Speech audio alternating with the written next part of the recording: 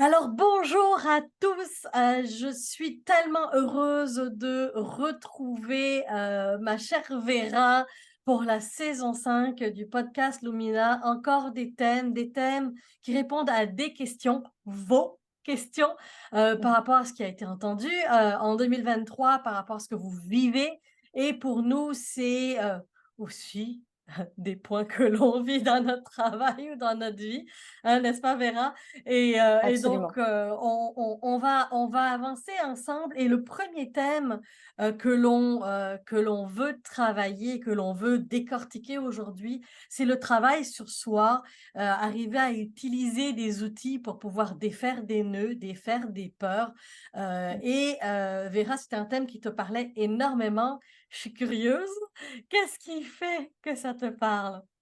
Bah, absolument, bon, tu le sais, je suis une personne qui aime travailler sur soi. C'est important pour moi de prendre du recul, de me poser des questions, puis de m'améliorer. C'est vraiment un thème récurrent dans ma vie, que ce soit au travers de tes formations, au travers de nos coachings. Puis je parle de ça à beaucoup de personnes dans ma vie qui me disent que pour elles, c'est peut-être compliqué de commencer, ça peut faire peur parce qu'en fait, on entend parler de plein d'outils, on entend parler de plein de formations. Tu sais, il y a aussi tout ce concept et cette perception du développement personnel un peu négative, un petit peu business aussi pour certains. Donc je me demandais si tu avais des conseils pour, tu sais, mettre le premier pas en Mmh. avant pour Mmh. travailler sur soi. Qu'est-ce que tu dirais à ce genre de personnes? Il y a plusieurs points et puis j'ai même envie de dire ça va même plus loin parce que les gens vont des fois vont me contacter: «Beh, je veux travailler mon développement professionnel», parce que c'est quand même le positionnement que je prends beaucoup, mais au-delà du développement professionnel, en fait, c'est qu'on ne peut pas faire du développement professionnel sans adresser l'intérieur, le soi, le comment on se sent, les défis, nos peurs, nos doutes, parce que c'est avec ça que l'on va au travail. C'est avec qui on est, c'est avec nos expériences, Mmh. c'est avec notre éducation, c'est avec nos compétences, c'est avec tout ce bagage-là. Oui, tu as dit un mot, on ne sait pas forcément par où commencer.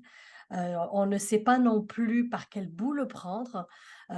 Souvent, on a l'impression qu'il y a tout à travailler dans notre quand on commence à gratter, on va dire, on a la sensation que tout dans la vie est à travailler. Puis je dirais attention, la première erreur que l'on va faire, c'est qu'on va se dire: «Bah, justement, c'est tout ça que j'ai à travailler».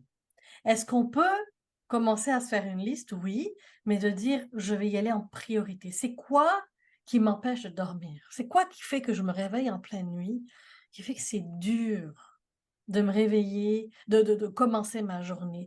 Est-ce que c'est parce que j'ai le corps et le cœur qui se serrent parce que je sens que je suis en train de manquer ma vie? Comme des femmes qui me disent: «Écoute, je retourne, au travail après un congé de maternité, je me sens plus sur mon X, ça marche pas, la mission fonctionne plus avec ma mission à moi, mon cœur n'y est plus» et elles ont l'impression de voir le temps passer et être complètement serrées ou encore de réaliser son potentiel et de ne pas arriver à se positionner encore une fois. C'est je sais pas toi si tu as des exemples Vera de ce que toi tu as vécu par rapport à ça?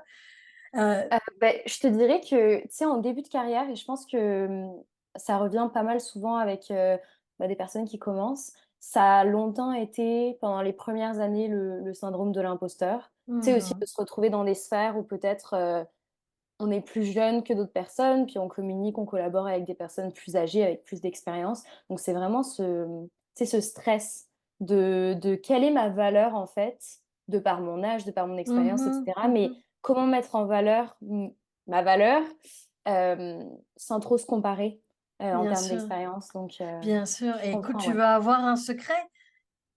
Tu te compares aux un peu plus âgés que toi, puis des personnes que je coach qui ont atteint des postes incroyables de cadres, VP et autres, se comparent à d'autres encore et ils se Ouais, sentent aussi dans l'imposteur. il y a Donc toujours, matière à se comparer, je il y a pense. toujours matière à se comparer. Donc la première chose que je vais vous amener à voir, c'est un peu pour aller regarder c'est quoi les points morts? C'est quoi les points que vous avez derrière vous, qui tirent les ficelles sans votre conscience, en fait, parce que c'est inconscient et que vous savez pas qu'est-ce qui se joue en arrière et pour ça, bah, commencez à écrire c'est quoi les défis que vous avez dans votre vie et c'est quoi, selon vous, vous pouvez même les nommer, les mettre de 1 à les mettre de 1 à 10 et les évaluer. 1 étant, je sais vraiment pas quoi faire avec ça, je me sens pas du tout en confiance, puis 10 étant: «J'ai réussi». C'est Mmh. certainement pas 10 si elle est dans votre liste. Donc forcément, vous allez avoir une idée de une fois que vous allez prendre votre liste, vous allez noter, vous faire une note sur chacun de ces domaines-là, secteurs d'activité. Et puis là, quand je parle de secteur d'activité, c'est je veux me positionner au travail, je veux faire des communications et des conférences, je veux pouvoir savoir comment engager la bonne personne, je veux, mettre à pied quelqu'un, je veux oser négocier mon salaire, je veux demander une promotion. Donc tous ces points-là qu'on doit détailler et puis ça peut être côté personnel aussi, ça peut être la santé, ça peut être l'alimentation, ça peut être un peu vraiment dans tous les domaines. Et là, Mmh. vous allez avoir déjà une idée de c'est quoi qui est en bas de 5 sur 10. Ouais. Donc, commencez par regarder ça. Et après, choisir un problème, un défi sur Mmh. lequel on va porter notre attention, en sachant que en touchant sur un défi, ça va libérer aussi d'autres choses à l'intérieur. Tu Ouais. allais dire quelque chose?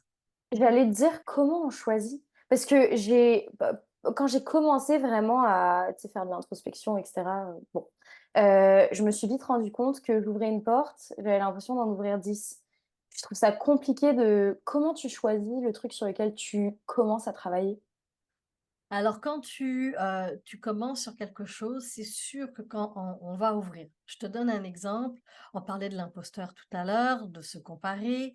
Alors là, on réalise, on travaille sur l'imposteur. L'imposteur, on est dans, je dois comprendre c'est quoi ma valeur, c'est quoi mon image, hein. On parle vraiment d'image, de soi parce que l'estime de Mmh. soi, c'est 3 choses, c'est l'image de soi, confiance en soi, amour de soi. D'ailleurs, pour ceux qui sont intéressés, il y a, un atelier qui s'en vient, en mars. Vous allez avoir toute l'information à la fin de la vidéo.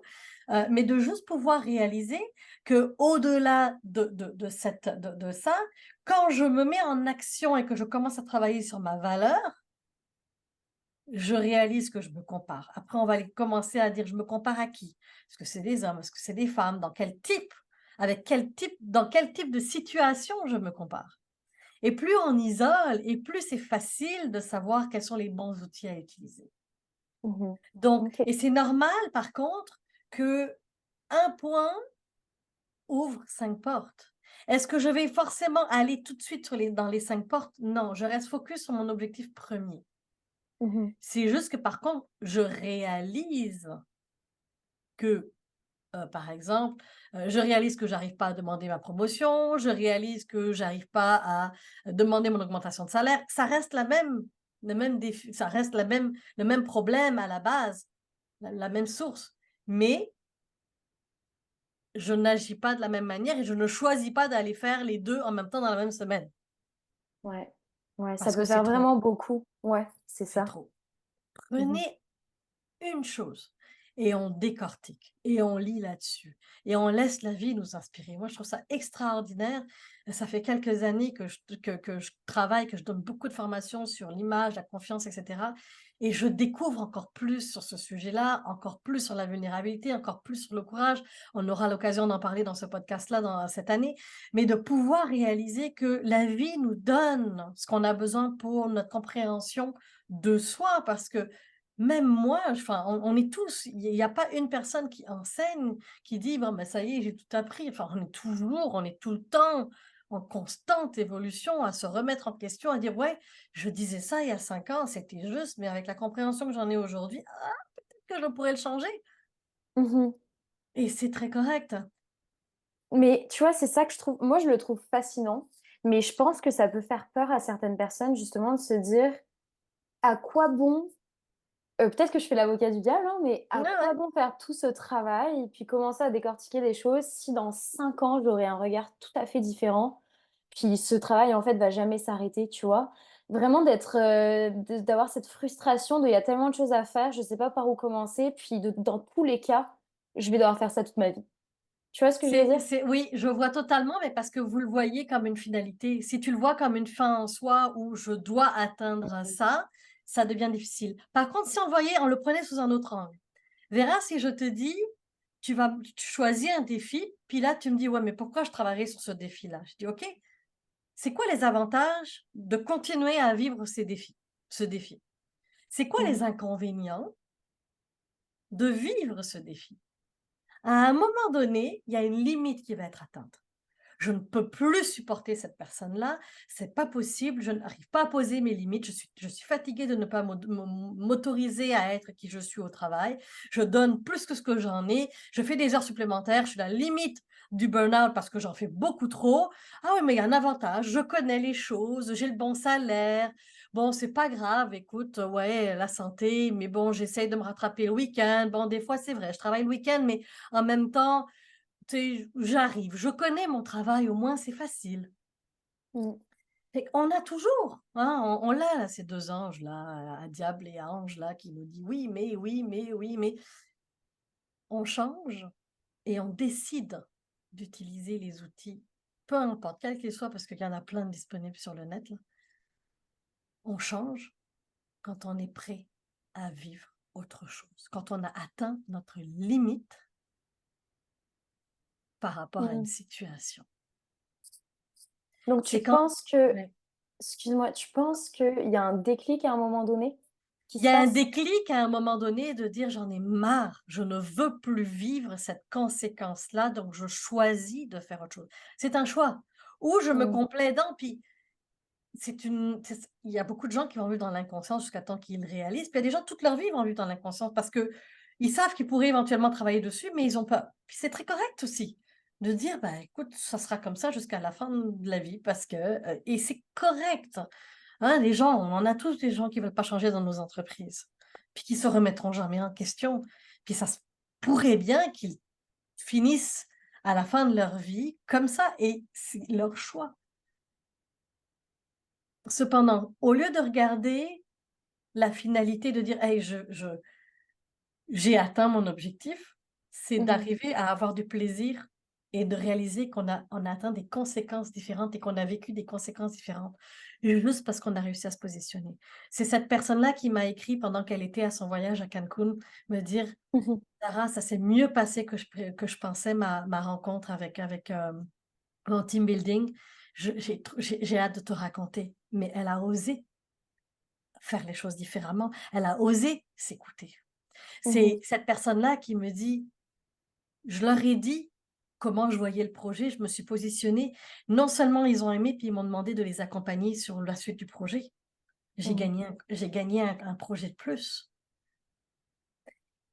Fait que c'est pas ça ne veut pas dire que ça va être facile.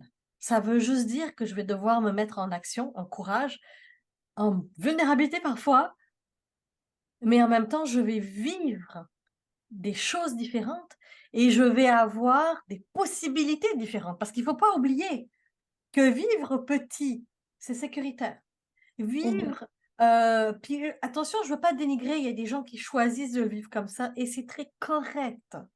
Si moi je parle et je m'adresse aux personnes qui veulent plus ou qui se souhaitent plus et c'est très correct parce que moi je connais des gens qui sont très bien à leur travail, puis ils s'accomplissent complètement ailleurs dans notre vie, ailleurs dans leur vie, c'est des passions, c'est des voyages, c'est donc peu importe ce que vous êtes en train de travailler, mais c'est quoi je veux? Est-ce que j'ai atteint ma limite? Si la réponse est oui, osez. Osez, puis vous allez avoir plein d'outils cette année pour pouvoir aller vers ça. Bah, je suis contente qu'on ait abordé ce sujet en premier épisode pour la 5e saison, parce que je pense que c'est une bonne introduction justement pour donner envie aux personnes d'écouter les outils que tu vas mettre en avant, puis de s'activer. Tu as bien écouté ton intuition? Bah, elle verra. Merci Zara. Merci à toi. À la prochaine. Bye.